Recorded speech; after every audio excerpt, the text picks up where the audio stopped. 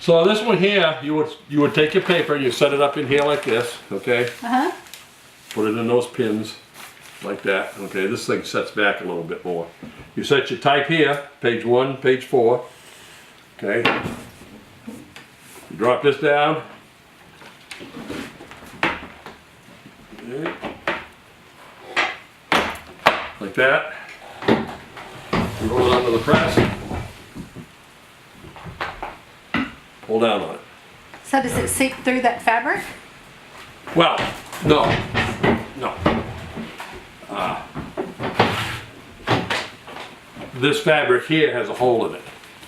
Okay, all that's for is to hold the paper in place. Okay. That'll have a hole in it. We haven't put a hole in it because we don't know where we're going to put it. Yeah. So then you lift this up, take this piece of paper out into the drying room and hang it up to dry. Wow. And that's one sheet, one side. Takes about, with an operation, it takes about 3 minutes per page to print. Wow. Basically four people running it. Wow. And I didn't have 4 people here at the time. And you did We only know that they had 3. And they had 1,000 papers they had to print? Right, they print 500 on Monday, 500 on Tuesday. Tuesday night they take this all apart. They put the inside 2 pages here. The typesetter goes and disassembles all that type that he set all week long. 2 pages. And then they put the 2 inside pages here, and they print 500 Wednesday, 500 Thursday. Friday they would bring them in and fold them, and Saturday they get published. Wow. So I got 1 day leeway between there. Now, if you've watched any of the history channels lately, we had Hell on Wheels last year, Mrs. Doubtfire. This year we have the American History series. Okay, you'll see this corner of that press in the American History series. You'll see this corner of this press, one very similar to this in there.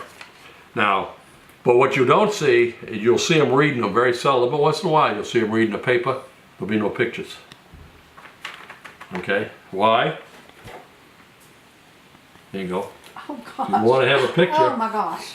You had to have it carved. You have to have an artist who can engrave in lead in reverse. Wow, look at that, honey.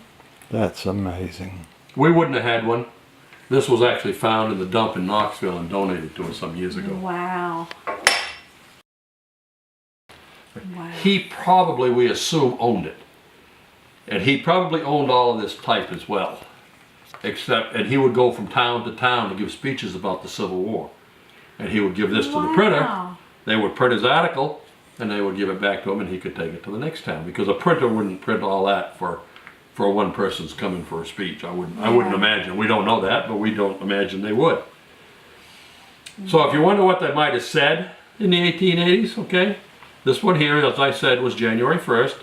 And this is Ashtabula, Ohio, December 23rd, 1886. This morning at 4 o'clock, the farmhouse of C.B. Russell in Saybrook, Ohio, was entirely consumed.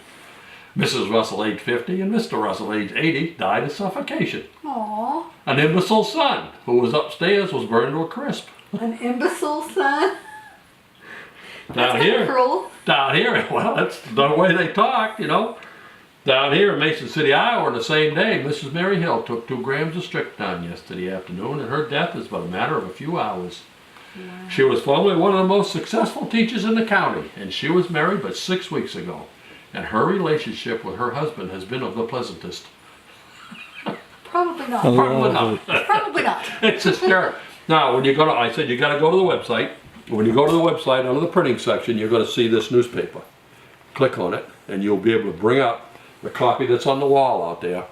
And then you can just scan it. You can blow it up so you can read, you know, column at a time, and just scan through the entire newspaper. It's fun to read.